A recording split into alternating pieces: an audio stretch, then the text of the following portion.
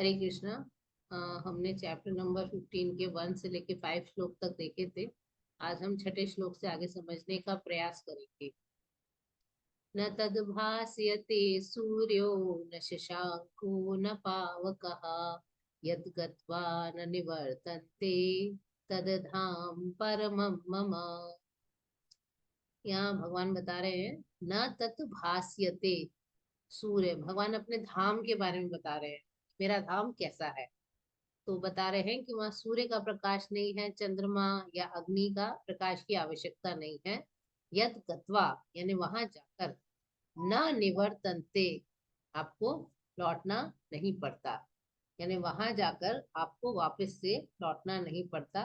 तद धाम परमम मम, ऐसा मेरा धाम है।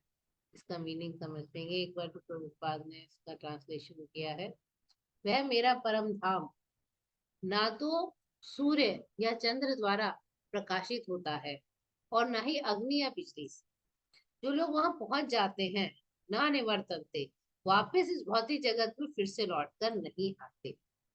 एक बार भगवान के धाम चले जाएं तो वह यहाँ आना नहीं पड़ता। और ये जो मेटीरियल वर्ल्ड है, ये अंधकार में है, वो प्रकाश में है। इसलिए वेदों में कहा गया है कि तमसो माँ ज्योतिर्गमय।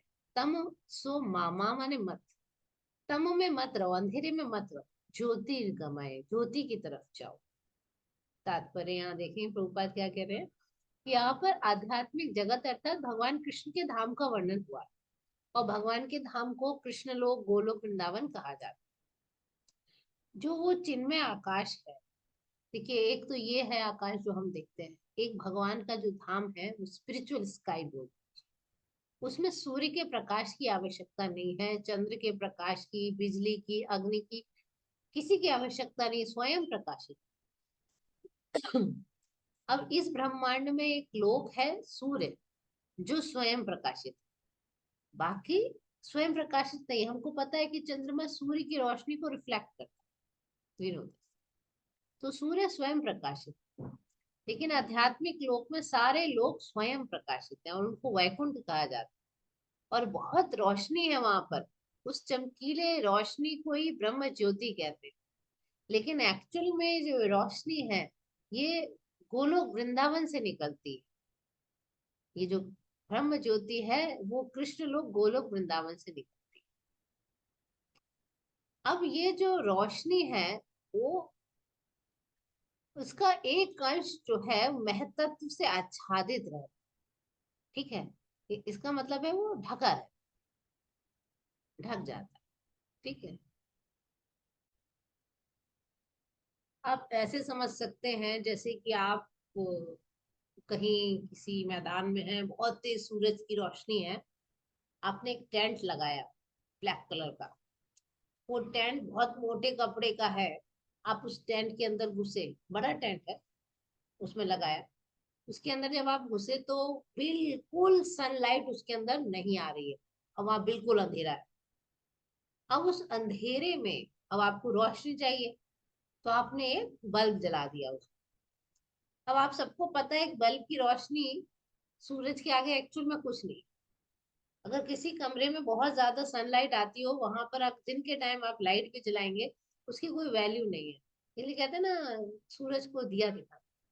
बिल्कुल इसी प्रकार से ये जो स्काई है, आध्यात्मिक स्काई, उसके एक किसी कॉर्नर में महतत्व से ढकी हुई ये भौतिक प्रकृति है। और इसलिए अंधकार में है, यहाँ पे कोई रोशनी नहीं है, अंधेरा है। वो महतत्व से कवर्ड है। जैसे टेंट के अंदर हम घुस जाए तो सूरज की रोशनी नहीं आती, ऐसी ब्रह्म ज्योति हमको नहीं दिखाई देती। अगर आप रात में देखेंगे तो ये जो पूरा मटेरियल वर्ल्ड है अंधकार में, ब्लैक पूरा। इसमें थोड़ी चंद्रमा की रोशनी रहती है। अगर आप अमावस्या को देखेंगे वो भी नहीं होती, या हम इलेक्ट्रिसिटी चलाते हैं, या फिर दिन में सूरज निकलता है तो वो भी रात में चला जाता है। मतलब ये सब टेम्परेरी है ना। तो यहाँ पे ये बताया गया है कि इसके अतिरिक्त जो है, मतलब उस महतत्व से ढका हुआ है, वही अंधकार है। इसके अलावा ज्योतिर्मय आकाश का अधिकांश भाग, ये जो पूरा स्काई है, उसमें मैक्सिमम जो है वैकुंठ धाम है। ये छोटा ही पोर्शन है जहाँ पे भौतिक जगत के कई सारे लोग हैं। ये जो जो महतत्व से ढका हुआ है, वहां पे बहुत सारे लोग हैं जो मटेरियल वर्ल्ड के हैं, सिर्फ एक हमारा ही पृथ्वी लोक नहीं है, कई और लोग हैं। तो जो आध्यात्मिक जगत है वहाँ बहुत सारे वैकुंठ है, और जिसमें से गोलोक वृंदावन प्रमुख है। अब जब तक जीवात्मा इस अंधकार में जगत में रहता है, ये जो जगत है इसको अंधकार में बोला जाता है, और जो भगवान के और बाकी जितने लोग हैं वो सब प्रकाश में बोले जाते हैं। तो जब हम इसके अंदर हैं, हम इस बाहर नहीं निकलते, तब तक हम बद्ध अवस्था में रहते हैं, कंडीशन। और जो ही इस भौतिक जगत रूपी मिथ्या विकृत वृक्ष को काटकर आध्यात्मिक आकाश में पहुंचता है, त्यों ही मुक्त हो जाता है, मुक्त हो जाता है वो।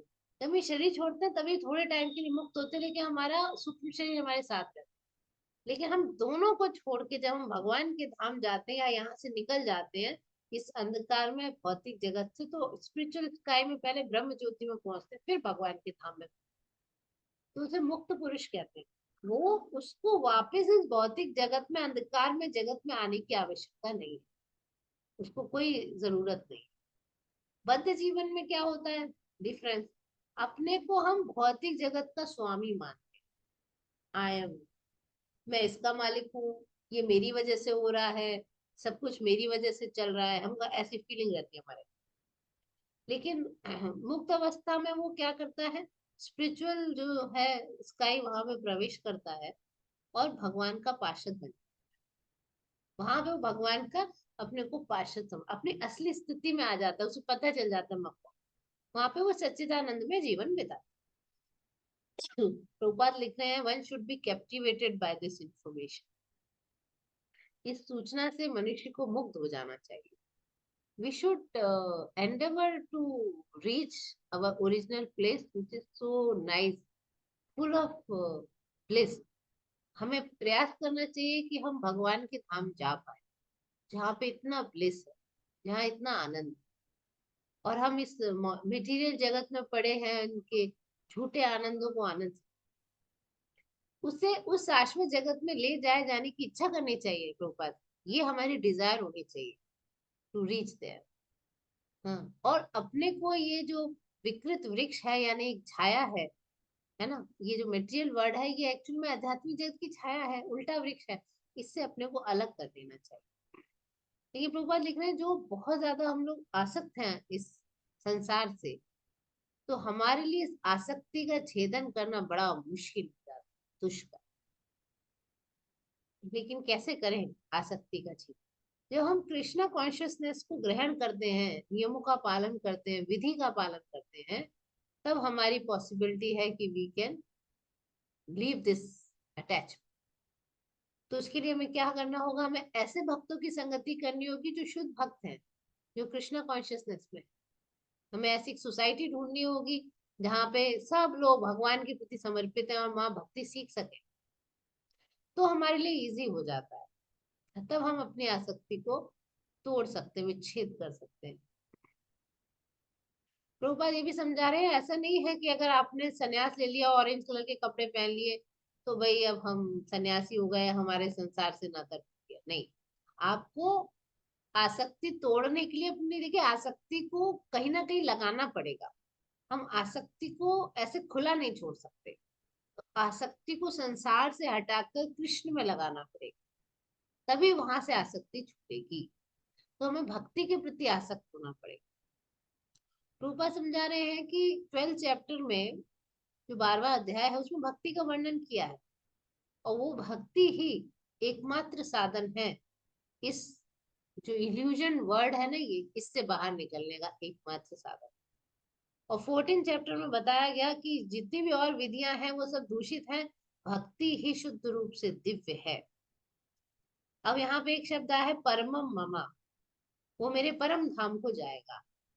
एक्चुअल में ये पूरा मटेरियल वर्ड हो चाहे स्पिरिचुअल वर्ड हो, एक एक कोना इस पूरे जगत का, जगत का मतलब ये संसार भी और आध्यात्मिक जगत भी, दोनों, वो सब कुछ भगवान की संपत्ति है, सब कुछ भगवान का है। लेकिन जो भगवान अपने जिस परम धाम की बात कर रहे हैं वो दिव्य है, वो बेस्ट है।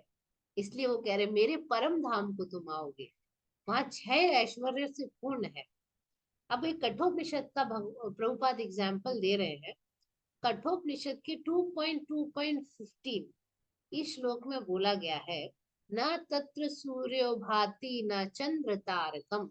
इसी टाइप का श्लोक है। देखिए, बताया गया है कि वो जो दिव्य चिदानंद है, जो आकाश है, वो जो दिव्य आकाश है, वहां पर न तत्र सूर्यो भाति न चंद्र तारकम, वहां पे सूर्य के प्रकाश की, चंद्रमा के, तारागण की आवश्यकता नहीं है। आप ये देखिए, श्लोक में भगवान क्या कह रहे हैं, ना तद भास्यते सूर्यो न शशांको न पावक। सेम बात बोल रहे हैं यहाँ। सूर्य की और शशांक माने चंद्रमा या अग्नि की आवश्यकता नहीं है। तद धाम परम। लेकिन भगवान ने एडिशनल इंफॉर्मेशन दी है कि वो मेरा धाम है, तो कृष्ण का धाम। तो यहाँ बताया है कि जो आध्यात्मिक आकाश होता है, भगवान की जो अंतरंगा शक्ति है, उससे ही प्रकाशमान रहे। और उस धाम तक पहुंचा कैसे जाए? केवल शरणागति से पहुंचा जा सकता है। प्रभुपाद लिख रहे हैं, there is no other way, कोई और साधन नहीं है। बड़ा इंपॉर्टेंट श्लोक है 7वां श्लोक। ममैवांशो जीवलोके जीवभूतः सनातनः मनः षष्ठानि इंद्रियाणि प्रकृति स्थानि कर्षति। भगवान कह रहे हैं, मम एव अंश, मेरा ही अंश है। कौन? जीव। ये जो बद्ध जीव है, संसार में बंधा हुआ, ये सनातन है। लेकिन सनातन कौन? हमेशा से है, एटर्नल, शाश्वत। इस बद्ध जगत में सारे जीव मेरे शाश्वत अंश, शाश्वत, एटर्नल। बद्ध जीवन के कारण 6 इंद्रियों से घोर संघर्ष कर रहे हैं, जिसमें मन भी शामिल। 6 इंद्रियों का मतलब हो गया हमारी जो 5 इंद्रियां हैं, आंख, नाक, कान, त्वचा, है ना। और ये आंख, नाक, कान, त्वचा, ये और जो टंग है, मतलब टेस्ट करने की, ये 5 इंद्रियां प्लस एक मन, ये 6 को इंद्रियां बोल दिया गया है। ठीक है। तो इसलिए कभी कभी 11 इंद्रियां बोलते हैं। तो 5 हमारी ये जो है ज्ञान इंद्रियां है। ऐसे 5 कर्म इंद्रियां भी होती है, प्लस एक मन, तो 11 भी बोलते हैं। तो बोले घोर संघर्ष कर रहा है, कर क्षति, संघर्ष कर रहा है। प्रभुपाद लिख रहे हैं कि ये जो श्लोक है, यहाँ पे जो जीवात्मा है, उसका स्वरूप बिल्कुल स्पष्ट किया है भगवान। भगवान ने 2 चीजें बताई है। एक तो ये कि वो एक्चुअली, भगवान ने बोला मेरा अंश है, और दूसरा सनातन, यानी कि हम भगवान के सनातन अंश हैं। यानी हमेशा से हम भगवान के अंश थे, हैं और रहेंगे। ऐसा नहीं है। यहाँ पे एक वर्ड यूज किया है हिंदी में, व्यष्टित्व। एक्चुअल में इंग्लिश में है इंडिविजुअलिटी, अलग। अब आप ये कह सकते हैं कि ये जो भगवान का अंश है, भगवान से अलग हो गया है। अब वापस जब मुक्त अवस्था में जाएगा, इस संसार को छोड़ेगा, तो वापस जाके मिल जाएगा। But this is not like that. हम सनातन रूप से ही अलग हैं भगवान से। इंडिविजुअलिटी है, हम, हमारा एक अपना नाम है, हमारी एक अपनी पर्सनालिटी है। ये हमारी इंडिविजुअलिटी हमेशा से है, और आगे भी रहेगी। मुक्त अवस्था में भी इंडिविजुअलिटी कभी नहीं मिलती। तो हम सनातन रूप से भगवान के अंश हैं। ठीक है। ये चीज प्रभुपाद ने समझाने की कोशिश की कि सनातन बोला गया। तो यहाँ पे भगवान क्या होते हैं? भगवान के कई अंश होते हैं। कुछ होते हैं स्व अंश, और कुछ होते हैं भिन्न अंश। स्वांश माने उनका जो अपना निजी व्यक्तिगत विस्तार होता है, जिसको विष्णु तत्व कहते हैं। तो आप राम, नरसिम्हा, भिन्न भिन्न भगवान की, और पद्मनाभ, और अलग अलग विष्णु मूर्ति जितने भी हैं, वामन, ये सब भगवान के स्वांश, यानी खुद भगवान ही है वो। स्व अंश, नो डिफरेंस बिटवीन भगवान कृष्ण एंड भगवान राम, वो सब स्व अंश, लेकिन निकले भगवान कृष्ण। लेकिन हम है विभिन्न अंश। हम हमेशा से भगवान के अंश तो हैं, लेकिन विभिन्न है, अलग है। लेकिन हम है सनातन, हम सेवक होते हैं। भगवान के स्वंश हमेशा से विद्यमान है, ऐसा नहीं है कभी उनमें से निकले, और उसका टाइमिंग कुछ नहीं पता है। हम हमेशा से, तो विभिन्न अंशों के भी अपने स्वरूप है, हमारा अपना एक इंडिविजुअलिटी है, अपना एक नेचर है, और मुक्ति के बाद भी वो इंडिविजुअलिटी रहती है। लेकिन क्योंकि हमारा हम हैं भगवान के अंश ही, इसलिए हमारे अंदर उनके कुछ गुण पाए जाते हैं। अब भगवान है परम स्वतंत्र, हमारे अंदर भी स्वतंत्रता पाई जाती है, लेकिन बहुत सूक्ष्म मात्रा में। लेकिन हमने उस सूक्ष्म मात्रा की स्वतंत्रता का दुरुपयोग किया। भगवान कभी नहीं कहते मुझसे प्रेम करो, भगवान कहते प्रेम करो लेकिन फोर्स नहीं करते। ये हमारे ऊपर है। अगर हम प्रेम करेंगे तो हम फायदे में रहेंगे, हम अपने स्वरूप में स्थित रहेंगे, हम आनंद में रहेंगे। लेकिन हम एक कहते बगावत करके यहाँ आ गए, नहीं हम अपने आप अपना जीवन जीना चाहते, तो आप रहिए। अब आगे हम पढ़ेंगे कि भगवान ने हमें यहाँ भेज तो दिया, लेकिन अकेला नहीं छोड़ा हमें भगवान ने। फिर भगवान हमेशा हमारे साथ परमात्मा रूप में रहते हैं हृदय। जीवात्मा जिस जिस योनि में जाता है, हम जिसको कहते हैं ये हमसे बहुत प्रेम करता है, अगर वो व्यक्ति मरने के बाद कॉकरोच बन जाए तो वो दूसरा व्यक्ति उस कॉकरोच को रखेगा नहीं घर पर। स्नेक बन जाए तो फेंक देगा। लेकिन भगवान तो हर योनि में उस जीवात्मा के साथ जाते हैं। तो क्योंकि भगवान जबरदस्ती नहीं कर सकते मुझसे प्रेम करो। ये हमारी इंडिविजुअल जो हमें भगवान ने स्वतंत्रता दी है, वो हमें खुद यूज करनी है, जो सूक्ष्म स्वतंत्रता है। तो अगर हम इसे गलत उपयोग करेंगे तो बंध जाएंगे, और सही उपयोग करेंगे तो मुक्त अवस्था में आ जाएंगे। लेकिन हम रहते सनातन ही। यहाँ पे लिखा है कि मुक्त अवस्था में वो भौतिक अवस्था से मुक्त रहता है और भगवान की सेवा में लगा रहता है। लेकिन बद्ध जीवन में प्रकृति के 3 गुणों के प्रभाव में रहता है। हमेशा पूरे दिन सुबह से रात हम सतोगुण रजोगुण तमोगुण, इन 3 गुणों के अंदर ही काम करते हैं। और क्योंकि वो भूल गया भगवान को, तो उसे अपनी स्थिति बनाए रखने के लिए घोर संघर्ष करता है। यहाँ तक ये बताया गया है कि मनुष्य या जानवर ही नहीं, तो बड़े बड़े जो ब्रह्मा शिव इवन विष्णु जी जो है, वो भी भगवान कृष्ण के ही अंश है। विष्णु भगवान कृष्ण के स्व अंश है। और ये हमेशा से है, ये क्षणिक नहीं है। ये जो अभिव्यक्तियां हैं, ब्रह्मा जी हुए शिव जी हुए, ये सब हमेशा से है, क्षणिक नहीं है। जीवात्मा हमेशा से। कर्षति शब्द बहुत इंपॉर्टेंट बात है। जैसे कि लोहे से किसी को बांध दो तो बेचारा बड़ा संघर्ष करता है, ऐसी जीवात्मा मिथ्या अहंकार से बंधा है। और मन उसका मुख्य कारण है, जिसकी वजह से संसार में पड़ा हुआ है। हम मन की वजह से संसार में पड़े हैं, और कोई हमारा रीजन नहीं। और हम अपने को स्वामी समझते हैं। ये हमारा मिथ्या अहंकार रूपी जो दिखाई ना देने वाली रस्सी से बंधे। तो इसमें यही लिखा है कि जो मन है, जब तक सतोगुण में है तो अच्छे काम करता है, रजोगुण में है तो कष्टकारक है, तमोगुण में है तो जीव जंतुओं की योनि में जाता है, निम्न योनि में चला जाता। तो हमारा जो बद्ध जीवात्मा होती है, उसके ऊपर एक कवरिंग चढ़ी होती है, भौतिक मन और भौतिक इंद्रियों, और उसके ऊपर ही भौतिक शरीर। तो बंध गया अंदर, एक्चुअली घुटन है देखा जाए तो। भौतिक मन भौतिक इंद्रियां, उसके ऊपर भौतिक शरीर अंदर बंधा है।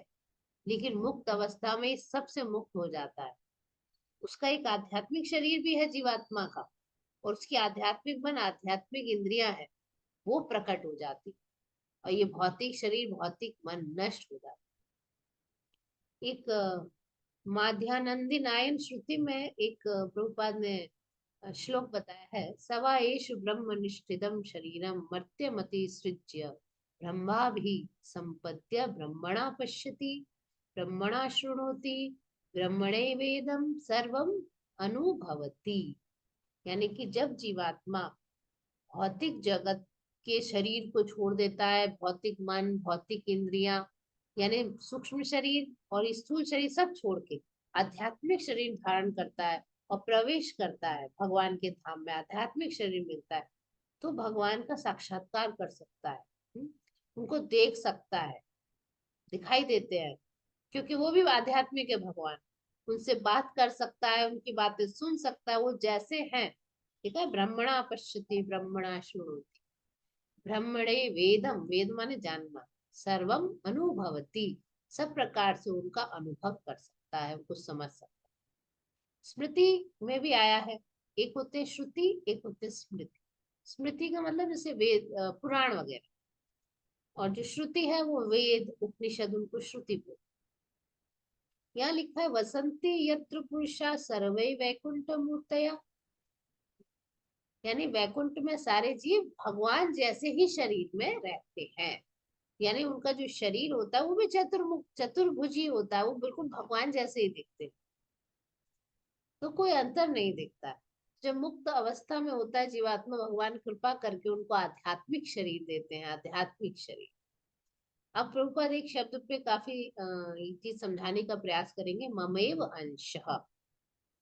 देखिए ऐसा नहीं है कि कोई पत्थर का टुकड़ा टूट गया और बाद में तुमने उसको जोड़ दिया। ऐसा नहीं होता है कि हम अंश हैं इसलिए मतलब भगवान से टूट गए, भगवान में मिल गए। भगवान पूर्ण है, हम उनसे अलग होकर भी वो पूर्ण ही रहते हैं। अब केक है, केक का एक टुकड़ा हमने काट लिया तो केक तो अधूरा हो गया ना, फिर केक तो पूरा नहीं था। लेकिन भगवान ऐसे नहीं, वो पूर्ण रहते हैं। हम पूर्ण निकल गए तो भी वो पूर्ण ही पूर्ण है। हम प्रभुपाद जी समझा रहे हैं कि आप अपनी भौतिक बुद्धि से चीजें समझने का प्रयास ना करें, क्योंकि हमने क्या चीज देखी, भाई कोई चीज कहीं से टूटती है तो वहां कमी हो जाती है उसकी। आपने कोई चीज निकाल ली, कोई ईंट निकाल ली, तो वहां पर उस ईंट की कमी हो गई। लेकिन ऐसा नहीं है, हम भौतिक चीज बुद्धि से भगवान की आध्यात्मिक चीजों को नहीं समझ सकते। क्यों? अब ये बोला है कि अगर आत्मा भगवान से टूट गया, टूटता नहीं है, आत्मा के कभी टुकड़े टुकड़े नहीं किए जा सकते। ऐसा वो जुड़ गया, वो टूट गया, ऐसा नहीं है। भगवान में मिल गया, भगवान से अलग हो गया, टूट गया, नहीं। सेकंड चैप्टर में भगवान ने साफ साफ बोला है कि जो आत्मा है इसके टुकड़े टुकड़े नहीं किए जा सकते। ऐसा नहीं है कि ये कोई भौतिक पदार्थ है, इसके कितने चाहे उतने टुकड़े कर दो, फिर जोड़ दो, फिर टुकड़े कर दो। ऐसे परमात्मा एक जैसे कोई वो है, उनके बहुत सारे टुकड़े कर दिए, जीवात्मा बन गए, वो मिलके परमात्मा बन गए, नहीं। Not like. तो ये जो जीवात्मा है उसका नेचर भौतिक नहीं आध्यात्मिक है, तो हमें ऐसे ही समझना होगा जैसे समझाया जा रहा है। हम अपनी बुद्धि, भौतिक बुद्धि नहीं लगा सकते। ठीक है, तो क्यों? क्योंकि प्रभुपाद कह रहे सनातन है, हमेशा से है ये भगवान का विभिन्न अंश है, टूटा हुआ कोई टुकड़ा नहीं है, वापस मिलके एक नहीं हो जाने वाला है। तो जो ब्रह्म ज्योति मिल जाते हैं उनका क्या होता है? वो ब्रह्म ज्योति में मिल तो जाते हैं, लेकिन वो ऐसे नहीं है कि वो परब्रह्म बन जाते हैं। ऐसा कुछ भी नहीं है। ये ऐसे है कि बहुत बड़ा एक पेड़ है ग्रीन कलर का, एक तोता गया और उसके अंदर चला गया, हमें दूर से दिखाई दिया कि तोता उसमें मिल गया, उस पेड़ में एक हो गया। लेकिन नहीं, हम पास से जाके देखेंगे तोता उनकी पत्तियों के अंदर घुस के वो अपने घर के घोंसले में चला गया। उसी प्रकार से जो जीवात्मा मुक्त होती है और भगवान के धाम नहीं जाना चाहती है, भगवान की पर्सनल भक्ति नहीं करती है, तो वो वहां पर तैरती रहती है उस ब्रह्म ज्योति में। उनकी इंडिविजुअलिटी कभी जाती नहीं। तो यहाँ पे बताया है कि सेकंड चैप्टर में भी कहा है देहिनो अस्मिन यथा देहे, कि प्रत्येक व्यक्ति के शरीर में भगवान का अंश रहता है। हर शरीर के अंदर ये आत्मा रहती है। और जब ये जो अंश है यानी ये जो आत्मा है, ये मुक्त हो जाता है शारीरिक बंधन से, तो वैकुंठ लोक में जाके उसको अपना आदि आध्यात्मिक शरीर प्राप्त होता है। जो उसका ओरिजिनल आध्यात्मिक शरीर था वो प्राप्त करता है। मतलब है कि एक ओरिजिनल हमारी स्पिरिचुअल बॉडी थी जिसको हम भूल चुके हैं, जो वो ही हमको प्राप्त हो जाएगी। जैसा हमारा नेचर है, जो हमारा नाम है, जो स्वभाव है, जो काम है, हमको वो प्राप्त हो जाएगा। तो वो अभी हम भूल चुके हैं। हम कहाँ से आए हैं, हम कौन है, हम स्पिरिचुअल है। इसके लिए हमको क्या इशू होता है कि हम कभी भी संसार में खुशी ढूंढते हैं तो मिलती नहीं, कुछ टाइम के लिए मिलती है, एटर्नली नहीं रहती है वो खुशी। क्योंकि वो आत्मा को कोई भी पोषण नहीं देती। तो यहाँ ये समझाया कि भाई जैसे गुणात्मक दृष्टि से हम भगवान जैसे हैं, लेकिन अगर देखा जाए भगवान तो बहुत विशाल है और हम एक छोटे अंश। एक दो श्लोक और समझेंगे हम लोग। शरीरम यत्वाप्नोति यच्चापि उत्क्रामतीश्वरः गृहीत्वैतानि संयाति वायुर्गन्धानि वाशयात्।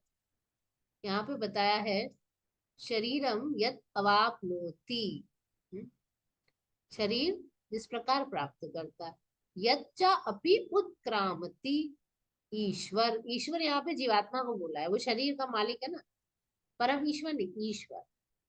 उत्क्रामति शब्द का अर्थ होता है छोड़ता है, छोड़ देता है शरीर को। हाँ? तो यहाँ पे बताया है, इस संसार में जीव अपनी देहात्म बुद्धि को एक शरीर से दूसरे में कैसे ले जाता है, मतलब एक शरीर धारण करता है, दूसरा छोड़ता है, कैसे? ग्रहित वैतानी संयाति वायुर्गंधानि इवाश्या, वायुर्गंधानि वाश्या, जैसे वायु सुगंधि को ले जाती है, हमारी जो देहात्म बुद्धि है, हमारी जो थिंकिंग है, हमारी जो समय जो पूरे जीवन भर हमारी जो कॉन्शियसनेस रही है, वो हमारा दूसरा शरीर का निर्माण कर देती है, जैसे वायु सुगंधि को ले जाती है एक जगह से दूसरी जगह, ऐसे ही ये हमें दूसरा शरीर हम धारण कर लेते हैं। ऊपर लिख रहे हैं यहाँ पर, जीव को ईश्वर यानी कि अपने शरीर का क्या बोला है, कंट्रोलर कहा गया है। You are the controller of your own body, मतलब है हम चाहे तो हम उच्च योनि में भी जा सकते हैं, प्रभुपाद लिख रहे हैं, चाहे तो हम निम्न योनि में जा सकते हैं, जैसे कर्म करेंगे हमें अगला शरीर वैसे ही मिलेगा, that means we are controller. तो थोड़ी स्वतंत्रता उसको है, अगर वो सतोगुण में ज्यादा एसोसिएट करेगा तो उच्च योनि में जाएगा, तमोगुण में करेगा तो निम्न योनि में जाएगा। तो मृत्यु के समय जैसी चेतना बनाए रखते हैं वही उसे दूसरे शरीर तक ले जाते हैं। 8 चैप्टर में सब क्लियर कट भगवान ने बता दिया था। जो जिस भाव से मेरा स्मरण कर, जो जिस भाव, मृत्यु समय जिस जिस भाव का स्मरण करता है उसी उसी भाव को प्राप्त, ठीक है। अगर हमने जिंदगी भर कुत्ते बिल्ली जैसी अपनी कॉन्शियसनेस बनाई है, 100% हमको मृत्यु के बाद कुत्ते या बिल्ली का शरीर प्राप्त हो जाएगा। लेकिन अगर हमारी चेतना दिव्य गुणों की है तो हमें अगला जीवन देवता का भी स्वरूप प्राप्त हो सकता है। लेकिन अगर हम जिंदगी भर कृष्ण कॉन्शियस रहे हैं तो हम मृत्यु के बाद बहुत ज्यादा पॉसिबिलिटी है कि हम भगवान को याद करेंगे और भगवान हमको अपने कृष्ण लोक ले जाएंगे, जहां हम भगवान के साथ रह सकते हैं। तो कृष्ण कॉन्शियसनेस में जाने के इतने फायदे हैं कि या तो हम भगवान के धाम जाएंगे, अगर नहीं जा पाए, भक्ति पूरी नहीं हुई, तो भगवान फिर हमको एक अच्छा जन्म देंगे जहां हम अपनी भक्ति वापस से कंटिन्यू करेंगे। कुछ भी नहीं गया, कुछ भी नहीं जाता भक्ति करने से, ठीक है, वापस कंटिन्यू करें, जब तक हमारी मुक्ति नहीं हो जाती, भगवान के धाम नहीं जाते, तब तक भगवान इस बात का ध्यान रखेंगे कि हमारी नीचे ना जाए कॉन्शियस, जितनी है उतनी रहे कम से।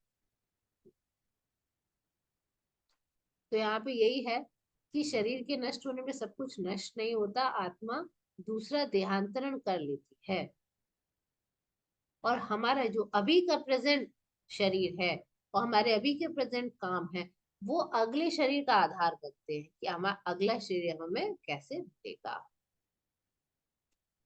जब हमारा टाइम आता है तो हमें ये शरीर छोड़ना होता है, पिछले कर्मों के अनुसार हमको ये शरीर मिला था। तो यहाँ पे वही बताया है कि एक शरीर से दूसरे शरीर का हम बार बार देहांतर करते रहते हैं, इसी को संघर्ष यानी कर्षति कहते हैं, जीवन संघर्ष। अब दूसरा शरीर मिलता है तो क्या होता है, श्रोतम चक्षु स्पर्शनम च रसनम घ्राणमेव च अधिष्ठाय मनश्चायम विषयानु उपसेवते। यहाँ बता रहे हैं, श्रोतम माने कान, चक्षु माने आँख, स्पर्शनम माने त्वचा, रसनम माने जीव, घ्राणम माने सुनने की शक्ति, ये पांचों जो इंद्रियां हैं, और इन ये किसके ऊपर, चारों तरफ मन के ऊपर होती है, विषय अनुपसेवते। इसका मीनिंग समझेंगे, जिस प्रकार दूसरा स्थूल शरीर धारण करके जीव विशेष प्रकार का, उसे विशेष प्रकार का आँख कान नाक जीभ और त्वचा प्राप्त होती है, और ये मन के ऊपर, मन के चारों तरफ जो है कॉन्सेंट्रेटेड है। इस प्रकार वो इंद्रिय विषयों के विशेष समुच्चय का भोग करता है। Enjoy particular set of sense. इसका मतलब क्या है, मतलब यह है कि अगर आपको कुत्ते का शरीर मिला है तो आपको उसके कुत्ते जैसे आँख कान नाक स्पर्श इंद्रियां मिलेंगी। कुत्ते की सूंघने की शक्ति बहुत तेज होती है, हमें पता ही नहीं। सूंघने की शक्ति, अब अगर आप मनुष्य शरीर मिला, आपको सूंघने की शक्ति वैसी ही मिलेगी जैसे एक मनुष्य को, है ना। अगर आपको हाथी का शरीर मिला है तो आपको हाथी का जैसा होगा। अगर आपको देवताओं का शरीर मिला है, सिद्धों का, चारणों का, यक्ष, ऊपर भी कई सारे योनियां होती हैं, तो आपको उनके जैसा ही इंद्रियां मिलेंगी। जैसा आपको शरीर मिलेगा वैसी वैसी आपको इंद्रियां मिलेंगी। ऊपर लिख रहे हैं जिसने अपनी कॉन्शियसनेस कुत्ते बिल्ली जैसा बना दिया है तो उसको 100% वही शरीर मिलेगा और उसको भोग करता है। एक्चुअली जो हमारी कॉन्शियसनेस होती है मूलतः जैसे एकदम डिस्टिल्ड वाटर होता है, क्लीन क्लियर डिस्टिल्ड वाटर, साफ सुथरा, वैसी। लेकिन हम कोई भी रंग मिला देते हैं वैसे ही रंग हो जाता है पानी का। ऐसी हमारी चेतना भी शुद्ध है, आत्मा शुद्ध है। लेकिन भौतिक गुणों की संगति से वो चेतना बदल जाती है। और जब हम ज्यादा ही ऐसे गुणों का संग करते हैं जो विपरीत है, तो हम अपनी चेतना कुत्ते बिल्ली जैसे बनाते हैं, तो हमें वो शरीर मिलता है। तो अगर कोई वास्तव में कृष्ण भावना भावित है, इसका मतलब वो अपनी ओरिजिनल चेतना में है। और अगर कोई कृष्ण कौशल ओरिजिनल चेतना में शुद्ध जीवन बिता, लेकिन अगर मिश्रित कर लिया जिस गुण से या गुणों का कोई पर्टिकुलर कॉम्बिनेशन, तो उसको वैसा ही शरीर मिलता है। और कोई भी शरीर उसको मिल सकता है 84 लाख में। अब आगे क्या बता रहे हैं भगवान। उत्क्रामन्तं स्थितं वापि भुञ्जानं मगुणान्वितं विमूढानानुपश्यन्ति पश्यन्ति ज्ञानचक्षुषः। उत्क्रामंतम हमने पहले भी पढ़ा था 8वें श्लोक में। उत्क्रामंतम मैंने शरीर त्याग का, उत्क्रामती शब्द है।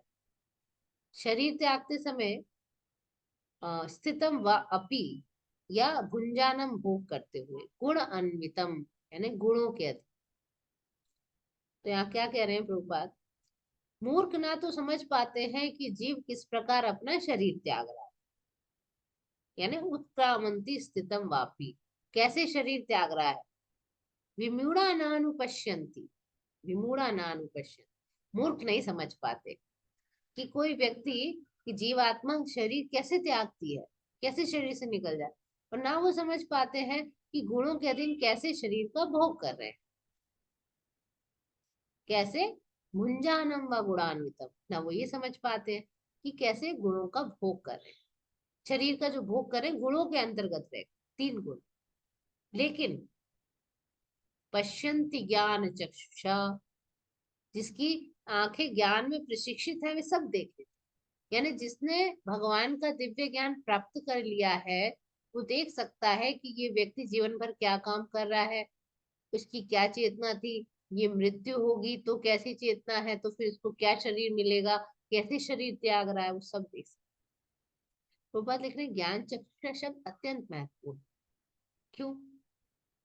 क्योंकि बिना ज्ञान के कोई यह नहीं समझ सकता कि जीव कैसे शरीर त्यागता है, कैसे अगला शरीर धारण करता है। अपने बारे में भी नहीं समझ पाएगा वो क्यों रह रहा है अलग अलग शरीर क्यों।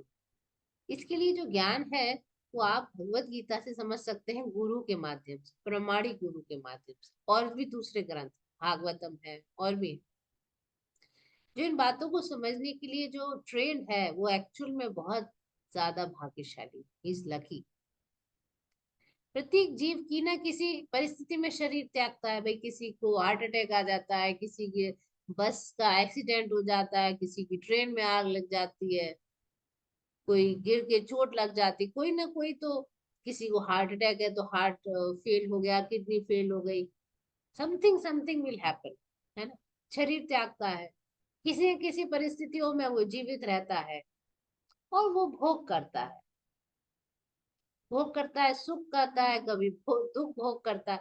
वो भ्रम में रहता है, वो जो सुख दुख है वो एक्चुअल में है नहीं, ना सुख है ना दुख है। लेकिन वो भ्रम में, जीव आत्मा को कोई मतलब नहीं संसार से, इसके शरीरों से, इसके भोगों से। लेकिन वो बेवकूफ बनता हुआ इस शरीर में रहता है, अपने को शरीर मानता है। जब वो कुत्ते के शरीर में रहता है तो कुत्ते का शरीर मानता है। तो उसके जीवन में अलग उसके वो रहते हैं कि ये मेरा एरिया है। दूसरा कुत्ता उसके एरिया में आएगा तो जोर जोर से भौंकता है। वो उसका एरिया है नहीं, लेकिन वो अपना एरिया समझ रहा है, उस एक सड़क को वो अपना एरिया समझ रहा है। ऐसे हम लोग भी माया में बंधकर हमें लग रहा है ये सब हमारा है, हमारा कुछ नहीं। हम ये शरीर छोड़ जाएंगे तो ये हमारा कुछ नहीं था, हम दूसरे जगह पैदा हो गए, मान लीजिए अगले जन्म में हम कहीं अमेरिका या पाकिस्तान में हो गए, कहीं भी हो सकते हैं ना, कोई भी जगह, चाइना में हो गए, तो हम वहां पे फिर अपने को उस राष्ट्र का मानने लगेंगे, उन लोगों को अपना मानने लगेंगे, उस जमीन को अपना मानने लगेंगे। तो ये सब ऐसे ही है। तो जो जिस जीवात्मा जिस शरीर में जाता है, फिर उस शरीर के सुख दुख को अपना मानने लगता है। तो इसे लिखा है प्रभुपाद ने, ऐसे व्यक्ति जो काम और इच्छा के कारण निरंतर मूर्ख बनते रहते हैं। हम हम लोग कितने जन्मों हो गए हमें मूर्ख बनते हुए। क्यों मूर्ख बन रहे हैं? डिजायर्स, डिजायर की वजह से, अपने भोग करने की डिजायर। हमें नहीं पता भगवान के धाम में कितना आनंद है, हम ये बेकार टाइप के लोअर ग्रेड आनंद को महान समझते हैं। जैसे कि एक पिग है, वो कीचड़ में उसको बहुत आनंद आ रहा है, हम कहेंगे छी ये कोई आनंद है? हम समझते हैं वो आनंद नहीं है, और जो वो लेकिन उसको बहुत आनंद है, वो लोअर ग्रेड आनंद है, वो नहीं समझ रहा है। हम तो समझ रहे हैं क्योंकि हमारी कॉन्शियसनेस हाई है उस, लेकिन अभी हमारी उतनी हाई कॉन्शियसनेस नहीं है कि हम ये समझ सके कि हम भी जो आनंद ले रहे हैं वो भी लोअर ग्रेड है सबसे ज्यादा। तो यहाँ लिख रहे हैं, प्रभुपाद लिख रहे हैं कि जो व्यक्ति काम और इच्छा के कारण निरंतर, ऐसे व्यक्ति काम और इच्छा के कारण निरंतर मूर्ख बनते रहते हैं। वो अपने शरीर परिवर्तन को और विशेष शरीर में अपने वास को समझने की सारी शक्ति खो बैठते, नहीं समझ पाते हम इस शरीर में क्यों है, हमारा परिवर्तन क्यों है। लेकिन जिन्होंने आत्मा आध्यात्मिक ज्ञान जिनको हो गया है, वो देख सकते हैं कि मैं जो हूँ आत्मा हूँ, इस शरीर से भिन्न हूँ, इसलिए मैं इस शरीर में मैं यूं यूं दुख भोग रहा हूँ या सुख भोग रहा हूँ। तो जो ज्ञान से युक्त है वो समझ सकते हैं कि बद्धजीव किस प्रकार कष्ट भोग रहे हैं। लेकिन जो और ज्यादा आगे भक्ति में बढ़े हुए हैं, जो और आगे हैं, वो इस ज्ञान को सामान्य लोग तक पहुंचाने का प्रयत्न करते हैं। वो लोग क्या करते हैं? प्रचार करते हैं। क्यों? वो सोचते हैं कि ये भी बद्ध जीवन में है।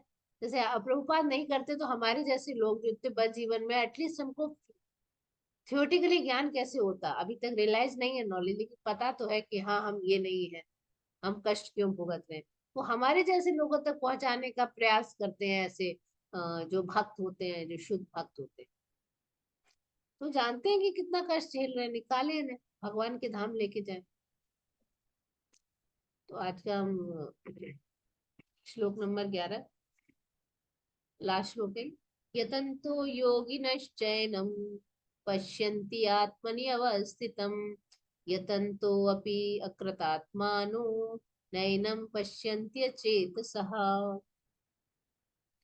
रूपा लिख रहे हैं, सॉरी भगवान ने क्या बोला यहाँ पर, यतन्तो योगिश्चैनम, प्रयास करते हुए योगी, यानी कि अध्यात्मवादी, च एन पश्यन्ति, देख सकता है, क्यों? आत्मनि अवस्थितम, क्योंकि वो अपने अपनी आत्मा में स्थित है, क्योंकि उसने आत्म साक्षात्कार कर लिया है, इसलिए वो देख सकता है। ये पहली लाइन का अर्थ। दूसरी लाइन है, यतंता अपि अकृतात्मान।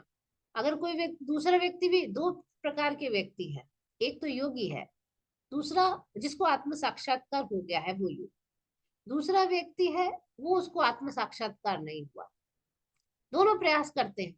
तो पहला जो है वो तो देख सकता है ये सब कैसे हो रहा है, लेकिन जो दूसरा व्यक्ति जिसका आत्म साक्षात्कार नहीं है, उसका अभी विकसित नहीं है मन, अज्ञानी है, वो ये सब नहीं देख पाता।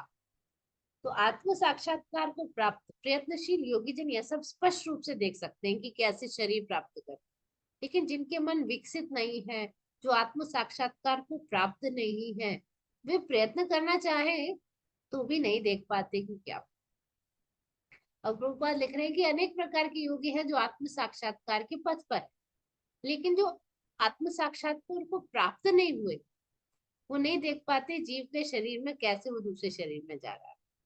प्रभुपाद लिख रहे हैं यहाँ योगी ना शब्द इज वेरी इंपॉर्टेंट। बोले आजकल बतेरे योगी हो रहे, सब अपने को योगी बोलते हैं, मेरी ये संस्था है, मैं फलाना योगी, ढिकाना योगी, हट योगी, ऐसे बड़े अपने नाम बना रखे हैं उन्होंने, अजीब वो गरीब टाइप। लेकिन वो सारे के सारे एक्चुअल में सेल्फ रियलाइजेशन के मामले में जीरो है, जीरो। अगर आप कुछ आसन प्राणायाम करेंगे आपका शरीर स्वस्थ हो सकता है, ये ठीक है, उसी से संतुष्ट हो जाते हैं। अभी उनको सेल्फ रियलाइजेशन नहीं, वो उसमें जीरो। ऐसे लोगों को कहते हैं यतंतो अपि अकृतात्मान, ऐसे लोग कहते हैं अकृतात्मान, अभी उनको आत्मा का ज्ञान नहीं है। तो वो प्रयास कर रहे हैं, सुरक्षित नहीं है, तो वो ऐसे लोग आत्मा के देहांतरण को नहीं समझ सकते। जैसे हम जैसे लोग भी अभी समझ नहीं सकते, अभी तक हमारा सेल्फ रियलाइजेशन नहीं है। तो कौन ये लोग समझ पाते हैं सेल्फ रियलाइजेशन? जिनको हो चुका है, जो सचमुच योग्य पद्धति में रमते हैं, जिन्हें आत्मा, जगत और भगवान परमेश्वर की अनुभूति हो गई है। जिन्हें आत्मा क्या है, जगत क्या है, भगवान कौन है, तीनों अच्छे से जिसने समझ लिया, अनुभूति है। तो भक्ति योगी जो है, जो शुद्ध भक्त है, वो समझ पाते हैं कि ये सब कैसे घटित हो रहा है। आगे के श्लोक हम नेक्स्ट वीडियो में समझेंगे। हरे कृष्ण।